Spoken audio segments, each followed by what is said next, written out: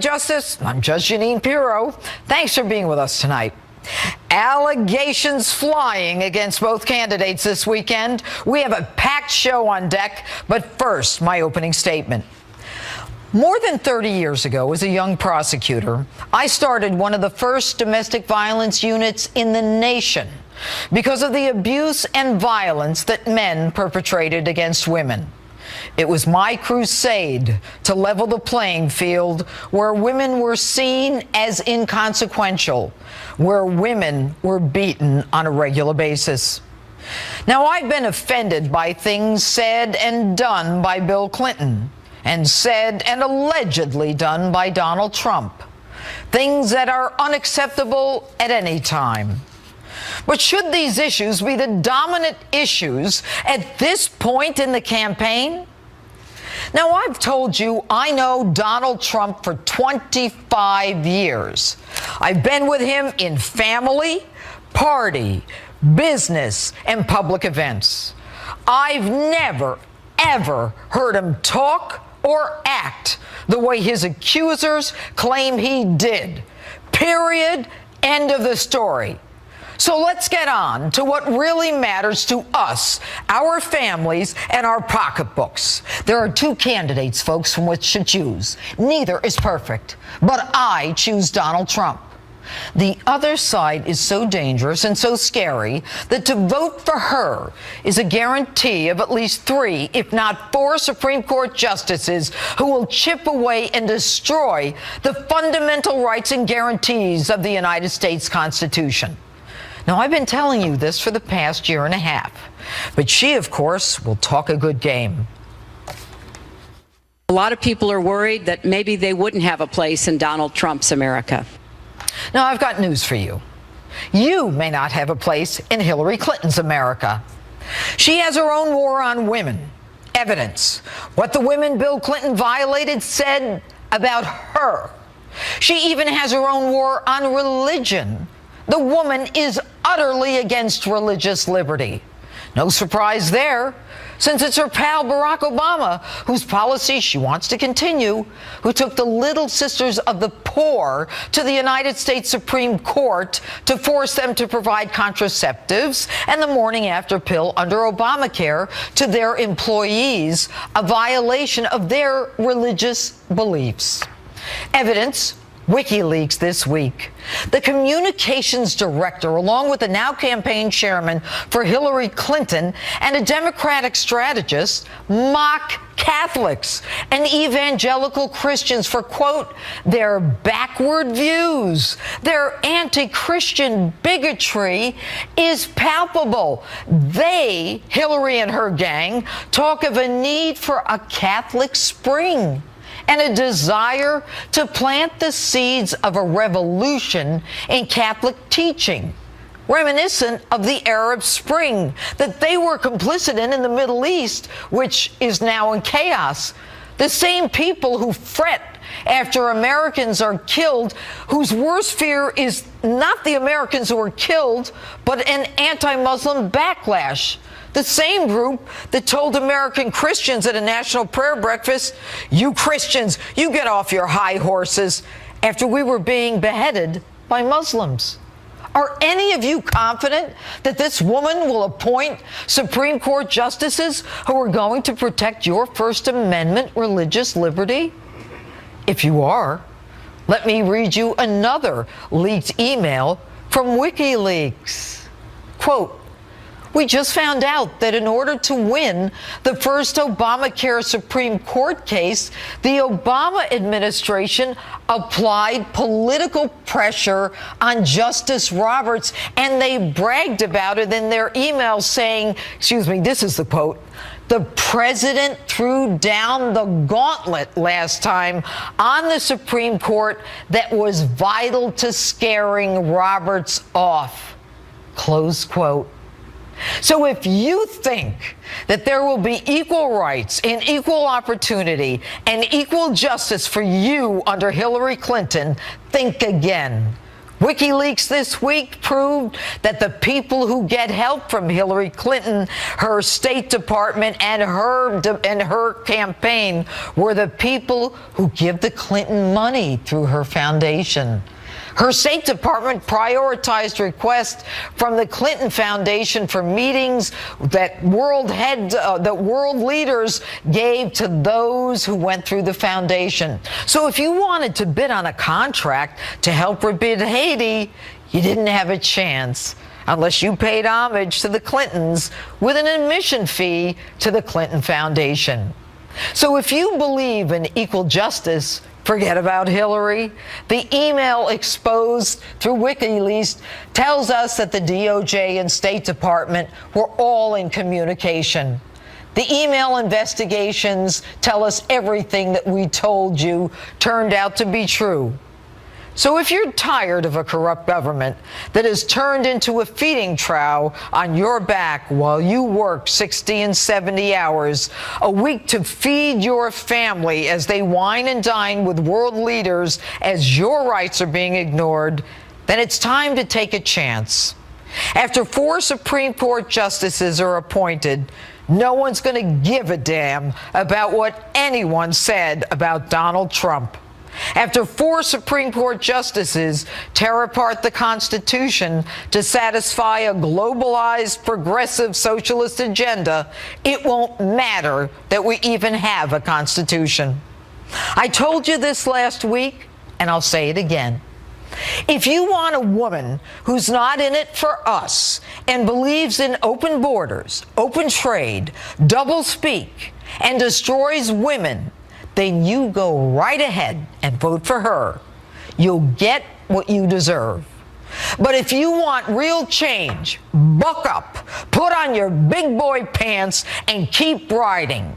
It's decision time. You've got 24 days. And that's my open. Tell me what you think on my Facebook page or Twitter, #Judge Jeanine. Joining me now, former Republican presidential candidate, Donald Trump surrogate, and neurosurgeon, Dr. Ben Carson. All right, Dr. Carson, 24 days. As of yesterday, Donald is still talking about those women, and now we're up to nine accusers. Why doesn't he stop? Well, I think a lot of people have been asking that question, and I'm hopeful that... Well, you're close to him. Why doesn't he? I hope he has a strategy, and he thinks that maybe there's an appropriate time to talk about it. Everybody else is telling them that now is the time, because these issues are so incredibly important. And as I said 2 weeks ago, these kind of allegations will continue to come up right until the election. Their time, this is all planned to keep the discussion about things other than what Hillary Clinton can defend. There's no way she can defend her tax program or her open borders immigration program or any of the other programs. She can't defend her policies when she was Secretary of State. But look, does she even have a plan, Doctor? She wants open borders. She wants open trade. She says one thing, to Wall Street, and then another thing for us. She can't even, explain where she got this video thing from when Benghazi. The woman has nothing to talk about. So Donald needs to talk about her and only her. Absolutely. And I suspect a lot of the people on the other side who don't listen to Fox News or some of the other programs, they don't even know very much about the things that have been exposed on her. They don't know the things that she's done. And what I would really love to see done is somebody to expose the Democrat platform. I mean, it reads like something out of Cuba. And I think most Americans would be appalled if they saw it. Like what? But Give me an keeping example. people in the dark, they don't know. Keeping people in the dark? Well, keeping people in the dark about their policies on abortion, about their policies on immigration. It's not what it's one of those situations where she says one thing in a speech, but she obviously had to okay these things. Okay, so, why isn't Donald talking? You're close. You're one of his advisors. What do you say to him, and what does he say to you? What we say to him, I don't want to talk about that in public, but it would be what you would it would be what you would expect, you know, because what does he say to you when you say stop talking about those women? You know, he kind of thinks that he probably should. And he has been trying to back off of it a little bit, and I think he will. We just have to keep reminding him that that's not the important thing. That's what we expect. They're going to do that. And this is not to say that abuse of women isn't an important subject. It is an important subject. However, it's always been an important subject, and it's a little bit very convenient that all these women are coming out just now at this particular point in time for things that have been done over the decades. 15 seconds. What does he have to do Wednesday night in Las Vegas? He needs to talk about the issues and force Hillary Clinton to talk about the issues. Make her defend her tax hikes. Make her defend open borders. Make her defend how she plans to increase jobs in our economy. Make her do it. That's all he has to do, because she won't be able to do it. All right, and Chris Wallace will be moderating that. Dr. Ben Carson, thanks so much for being with us. And joining me now with more reaction to all the developing election news, co-host of The Five and Democratic strategist Juan Williams and GOPEC chairman David Avella. All right, guys, 24 days. You happy about that? Yes, I am. Are you happy about that, David Avella? Judge, we're at the point in the election where people are ready for the trial lawyer ads and ambulance chaser ads to come back on. Yeah, they're almost happy about that. I'm not. I'm loving this. I'm loving that America's interested in this. All right, let's talk about it. Before the first debate, all right, what we find out is we find out about Donald's taxes. All right, that's dumped. Before the second debate, all these women come out. Before the third debate, Democrat Juan Williams, what are they going to hit Donald with? Well, I don't think they have to hit him with anything more. I think he has opened himself in the last debate to all these women screaming out, saying, Donald. Oh, he killed her in the last debate, and you know it. I don't think the polls indicate that. Yes. But anyway, but he opened the door to the idea by saying, oh, no, that was just locker room talk. I never actually conducted myself in that manner. And now, as you point out at the top of the show, Judge Jeanine, you have 9+ women. It's like a steady stream saying Donald Trump groped me, touched me inappropriately. Okay, David Avella, I want to get your response. But, you know, toward the end of the show, I interviewed the 3 women that Bill Clinton is accused of having molested. Here's the thing. Is Bill Clinton running for president? Well, he's going to be in the White House. Oh, I missed that. I don't have to vote. Let me finish my thought. He's not on the ballot. Well, you know what? They run as a team, you know, and I don't. No, it doesn't matter if they run as a team. Let me finish my thought. Let me finish my thought. Let me make this point to you. No. If it's the same standard. Here's my thought. Here's my thought. My thought is this. Every one of those women, unbeknownst to most people, told someone immediately or was found by other women. These 9 women, there's not a scenario where every one of them told someone. Most of them are 30 years later, and they've even said they never told someone at the time. That's not true. It is. They have concurrent backup on all of these. Otherwise, they wouldn't be newsworthy. But let me just say, the key point to you is if people say Bill Clinton was wrong, and I think you're in that category, how can you not say that what's going on with Donald Trump is wrong? There's no corroboration. That's a difference. I think you're wrong. All right, David Avella, hit it. This is a coordinated attack by the Clinton campaign. They know the only way Hillary Clinton gets elected is to keep his unfavorables high and make people not want to vote for him or talk about the issues of where they see America going as far as who's going to create jobs and how they're going to do it, his tax plan versus her tax plan. This is a coordinated campaign by the Clintons. And here's the other thing. If they ever get exposed for it, they'll just lie about it. We find that out through these emails. In fact, I think on Fridays, their happy hour is which campaign official had the biggest lie of the week. David, let me ask you a question. Which tax plan raises taxes on middle-class working Americans? Well, Hillary Clinton has already. The answer is Donald Trump. But you don't want to say that. It's not your show, Juan. Has already said she's going to raise taxes. No matter who show it was. Juan, you're on my show. I appreciate that. Here's the bottom line. The question is, the one candidate who has criticized Catholics, Christians, evangelicals. No. It's not ridiculous. Juan. She has not criticized anybody. The email, the WikiLeaks was about somebody, a communication between 2 people, one of of whom's not even in her campaign. One was her campaign chairman, and the other is her communications director. One was the communications director, and the other was a guy in a think tank. Yeah, and what about the fact that they talk about the needy Latinos? What? They talk about Governor Richardson. If I go into your email, what will I find, Judge? You won't find anything like that. I and see. By the way, you know what? If I go into your background, I can find some people that you are fearful of. That's what I'm saying. But you know what, Juan? Let me tell you something. Let me tell you something. I am not supporting the Russians, Juan, and don't you dare. They are the ones who are hacking. Is that your only defense, Juan?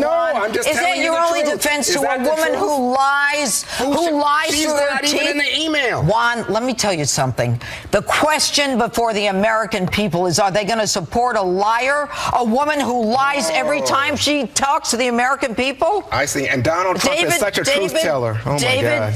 What would you say to Christians who want to support Hillary Clinton? Good. God bless them. Well, Judge, what we found out this week from the emails and what campaign officials have written, and to Juan's point, look, the attitude of campaign staffers comes from the top. And to think that these staffers don't reflect in some way Hillary Clinton's views is somewhat naive to say. Let me also say, though, we know that Democrats don't like the Second Amendment. After this week email talking about Catholics, now we know they don't like the First Amendment. Yeah, it's all in WikiLeaks. All right, Juan Williams, David Avella, thanks for being with us. We're just 23 days away from one of the most important elections of our time. And my next guest dares you to imagine our country with Hillary Clinton at the helm. Author and director of the documentary Hillary's America, Dinesh D'Souza, joins me now with more. All right, Dinesh, talk about what Donald Trump needs to do in this next debate. He's probably in the position of a fighter who's behind on points, and it would be good for him to go for a knockout. He needs to throw to Hillary the kind of questions that have the chance of dropping her to the canvas. We saw in the second debate that she is not that well equipped when she moves out of familiar territory. So he needs to, and he has the guts to do it. He's probably one of the very few Republicans who does. So I think he needs to go for it, and I have a couple of ideas of how he can do that. Well, what's interesting is that everybody knew that because it was a town hall, it was a different setting, that he had an advantage because he's a people person. And what's interesting is she is actually in New York set up a studio, which is the exact setup of what the debate hall will be like on Wednesday night. And it's a moderator again, more her comfort zone. So what do you think that he should do? What should he ask her? He should turn to her and pose questions directly to her, and I'll suggest one right now. He should say something like, look, Hillary, I mentioned the last debate that you and Bill went from $0 to $300 million on a government salary. Now, you didn't invent the iPhone. You didn't start a business. So what product were you selling to enable you to get so rich? Isn't it a fact that the product that you are actually selling is U.S. government policy? And doesn't that make you the most corrupt Secretary of State and possibly the most corrupt president we've ever had? And so when she says, well, my husband was making money giving speeches, what do you say? Then he says, well, Hillary, Bill's speaking fee was $150,000 in line with all the other presidents. But the moment you became Secretary of State, his speaking fee quadrupled to the $500,000 to $750,000 range for a 20-minute speech. Do you think people were actually paying your husband to give his usual pablum and rubbish? No. This was a kind of a bribe, a down payment on something that they wanted you to do. And very often you did it. And then tens of millions of dollars flowed to your foundation in appreciation. Isn't that the pattern that we've seen again and again and again?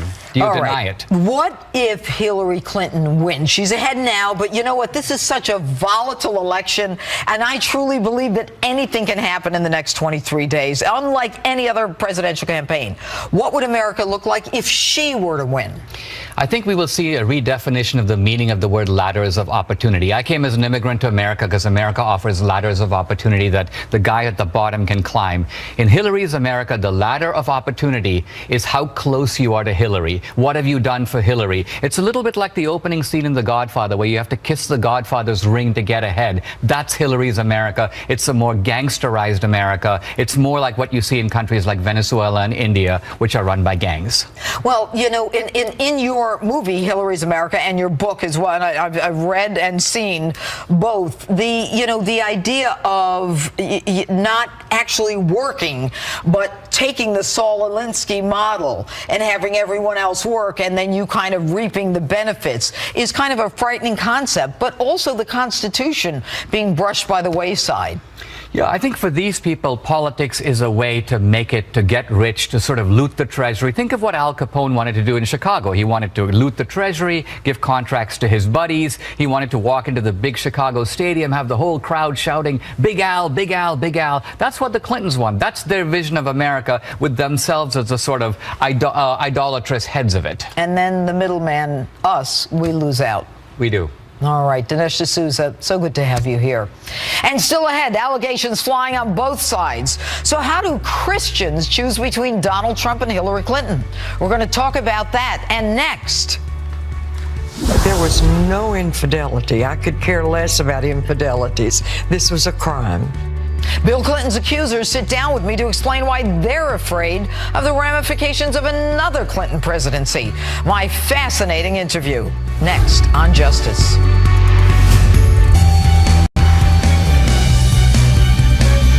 Welcome back. Donald Trump caused a stir when he shined a spotlight on women who had accused Bill Clinton of sexual misconduct. Paula Jones received an $850,000 settlement from Clinton after alleging he harassed her and exposed himself to her while governor of Arkansas. Kathleen Willey has alleged she was groped and assaulted by Clinton during his presidency.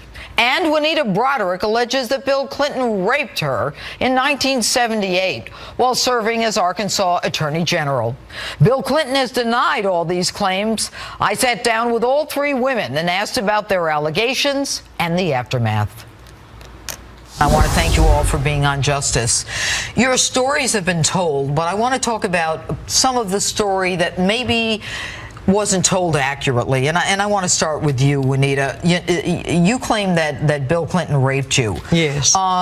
It's been said by the media that, there really isn't any proof. There really, isn't anything to support what Juanita said.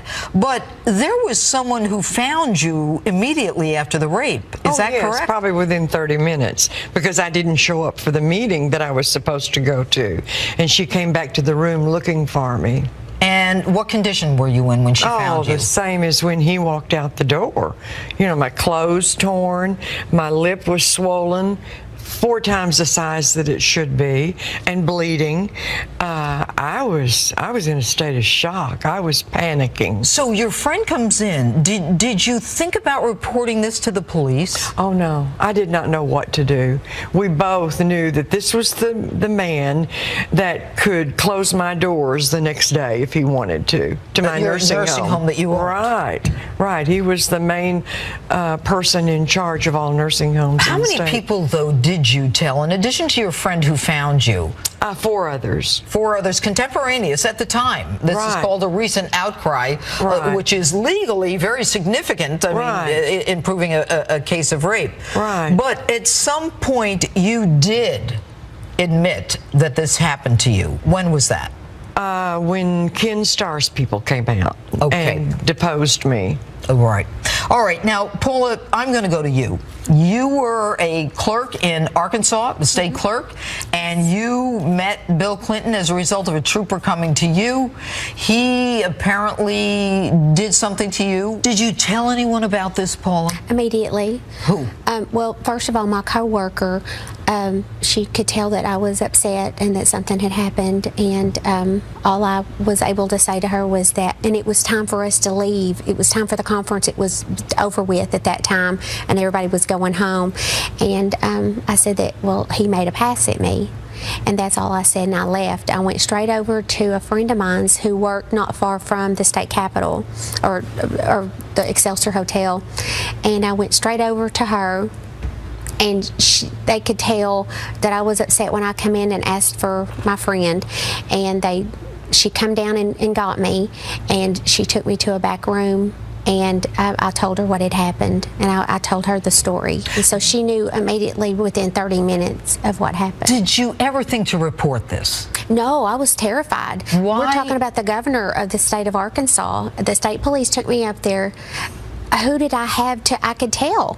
I mean, I was terrified. I didn't think, nobody would believe me. I didn't think. But years later, you made the decision to sue. Why did you do that? Well, it was 3 years later, actually, and the state police, actually, that took me up there. Him and another state police did a book, and my name came out in the book.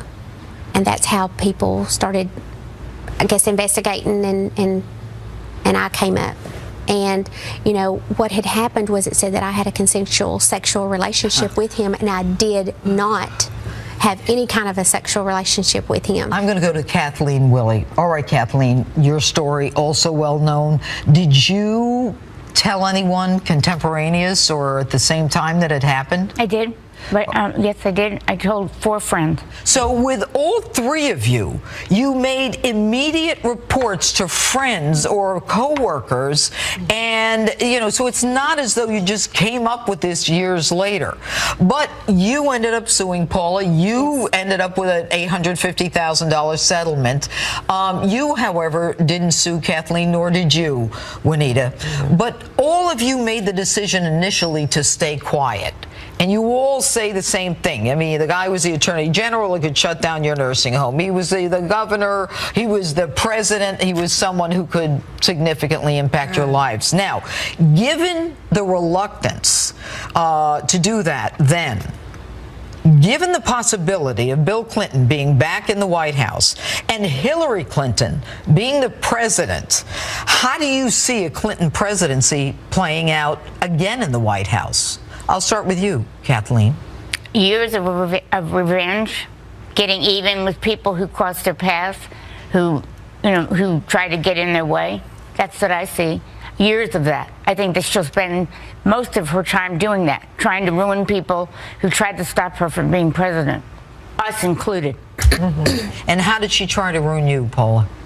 Well, the smear campaign, and James Carville saying that, you know, drag a $100 bill through a trailer park and you never know what you're going to come up with, and just the different ways the media made fun of me and my looks and stuff like that, that made me feel like, why would he even take a look at you, you know, as though it was, you know, I didn't look good enough for, you know what I'm saying? That's the way they made me feel, you know. They tried to trash my name and say I lived in a trailer park. I've never lived in a trailer in my life, but those are the kind of people that voted for Bill Clinton. Juanita, and you, how do you see the same, pretty much the very same thing. Whenever it did come out about 20 years after the fact, people were referring to us as bimbos and referring to this as infidelities.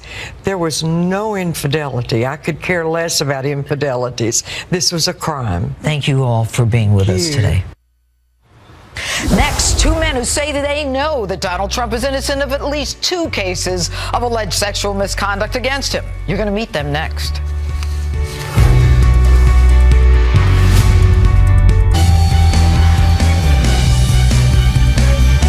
Several women over the past few days have come forward accusing Donald Trump of everything from harassment to sexual assault.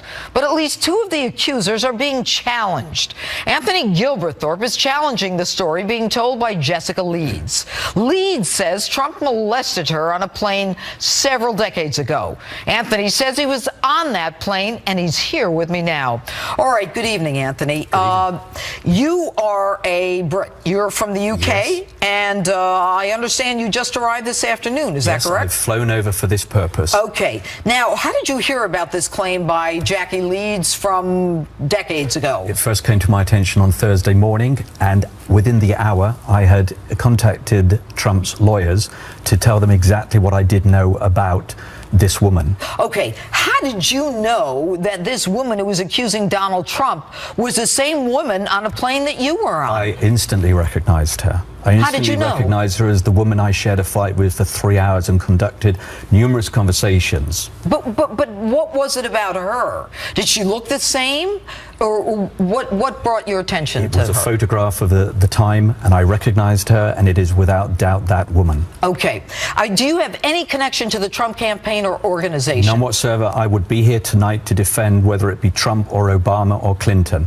Tell me about you. What is the worst thing that you have done? Because we're going to find out about it one way or the other. The internet's full of it. They're in overdrive. And frankly, let this be testimony to the weaponry that I have. I will prove that I was on that flight with that woman and that I was witness not to any sexual misdemeanor on the part of Trump.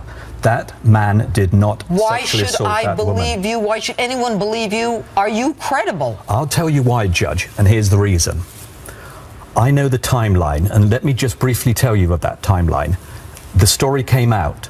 Within hours, I had contacted the Trump Organization, and I had given them factual evidence of the configuration of those seats, where Trump was, where she was, where I was. That was just after she made no mention whatsoever of a witness. It was she, not I, that several hours later... She talks about a man, and that man was you. She did not in the first statement. Or the second statement, she talks about a man. And this is so important, really, Judge. It was between that first and second statement that I gave my evidence to Trump. In the second statement, without knowing, in fact, that I had given those facts relating to the configuration and the position of Trump and her and I. What did you see happen then? Great conversation. She was hugging the limelight. She was after him. How do you know? He did not touch her. How do you know that? Please, I was there throughout the flight. There was nowhere else to go. Was it a day flight or a night flight? It was a day flight. Was he drinking? No. Was she drinking? None of us were drinking. How do you know that? Don't let that be the excuse that the How do you know that? Give. No, because I was there. I was there, and you know the interest in What was she wearing? A white trouser suit. And you know the interesting thing? It was the stewardess that was in attendance at all time, because it was a first-class cabin, and yet that was the flight attendant that mysteriously disappeared for 15 minutes whilst this sexual encounter that she said happened. It's not real. Did she talk to you about Donald Trump? Yes, she exclaimed with excitement when he went to the toilet, how she thought how exciting it was that she had met him. And she literally went like that. She said, "I can't believe my luck that I've met one of the richest men in the world." All right. Anthony, there's going to be a lot of testing of what you said, but thank you for being on Justice Tonight. And another woman who has accused Trump of sexual misconduct is a former apprentice, Summer Zervos, who says Trump kissed and groped her in a hotel room. With me now is Summer's cousin, John Barry. All right, John, you say that your cousin is a liar, and why do you say that? Well, Judge Pirro, I worked at Sonny's restaurant in Huntington Beach with her for about 6 months, and actually, I've never voted, and she absolutely turned me into a Trump lover. I really didn't care for Trump in the past, but I started watching videos. So after she is on The Apprentice, she talked you into being a Trump supporter? Basically, at the restaurant, she started telling me about all the good things he does. When the cameras aren't there, he'll go to children's hospitals to visit burn victims. And so anyways, I just, when I saw her on TV crying, I felt like she did a 360-degree turn. I've got 20 seconds. There is a letter here, an email to Trump's people. She has a restaurant inviting Donald Trump on April 14th to come to her restaurant when he came to California. She has a restaurant, and it's suggested that he didn't come, and therefore she's angry with him. Does that make sense to you? Absolutely. That is 100% correct. She was not happy, and I just, I felt like, you know, she's been known to sue people. She sued a restaurant in Newport Beach for sexual harassment. Interesting. And I just felt like, I hope she doesn't do anything. And I was in my office, and I saw her on the TV, and I just, John Barry, I almost fell off my chair. Out of time. Thank you so much. And next, Eric McTaxis and I discuss how Donald Trump can win the Christian vote despite these allegations.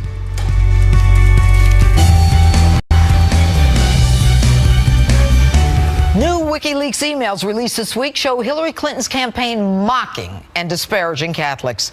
My next guest is a popular Christian author, national radio host, New York Times bestselling author of If You Can Keep It, Keep It. Eric Metaxas joins me now, and he's my friend. Here's his book. Do you see it? I'm holding it up. All right, Eric, you always look great. Great to see you. Now, not too good for Catholics. I'm a Catholic. I was personally insulted. More than that, I'm angry. How dare you trash anyone's religion? How dare you show the bigotry that our Constitution protects? Thank God we heard it. Thank God we heard it. Look, I wanted to mention that this book, If You Can Keep It, is about keeping the republic. And I talk about how for about 200 years, it seemed to be working. We were governing ourselves. And in the last 30 or 40 or 50 years, we haven't been learning the basics of why we're a great country and how liberty, self-government, actually works. So we haven't been governing ourselves for the last 30 or 40 or 50 years. And I say that America is over unless we start doing this. And when I say this, at the very heart of it is religious liberty. Hillary Clinton is the #1 enemy of religious liberty. You know what's interesting about this is 6 months ago when you and I were at the National Religious Broadcasters Convention in Nashville, you weren't sure about Donald Trump. Right. And now to hear you say this is stunning. Well, look, here's the issue. People act like there's a third choice, right? People say, oh, I'm going to vote my conscience. You mean you're going to vote for Hillary Clinton. If you do not vote for Donald Trump, people need to be clear. You're on the hook no matter what. If you vote for Trump and he turns out to be a bum, you're on the hook. If you don't vote and Hillary gets in and she turns out to be what I know she's going to be, you're on the hook. There are plenty of people who say, I'm going to sit this one out. I'm going to be on principle. Oh, that's so listen, ridiculous. today, I just want to tell you, today I was jogging through Harlem, okay? I run up there and I'm looking at the poverty. I'm looking at these people and I'm thinking, if you love these people, you have to vote for somebody who's going to give them jobs, who actually is going to give them hope. You owe it to those people, right? And when I say those people, I'm talking not just people in the inner city in America, but people all around the world will be affected by who is our president. If you don't vote or you throw your vote away with Gary Johnson or Evan McMullin or whoever, you're going to, what I say in my Wall Street Journal article is that you are going to be responsible. God will hold you responsible. You have to make a choice. Eric Metaxas, always good to see you. Great and to have see you you on this show. All right, back in a moment.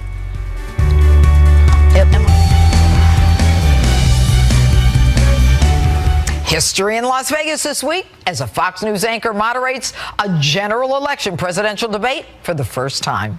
Join Chris Wallace as he moderates the crucial final debate between Donald Trump and Hillary Clinton this Wednesday night. And of course, the best place to watch the first Fox moderated debate is here on the Fox News channel. And guess what? I'll be there too, and I'll be live in Las Vegas for Sunday edition of Justice tomorrow night at 9 p.m. I'll be there in Vegas, and I'm not going to hit the slots before then. Until then, friend me on Facebook and follow me on Twitter and on Instagram at Judge_Jeanine. Thanks so much for watching. The Greg Gutfeld Show is next. See you tomorrow live from Vegas, Las Vegas.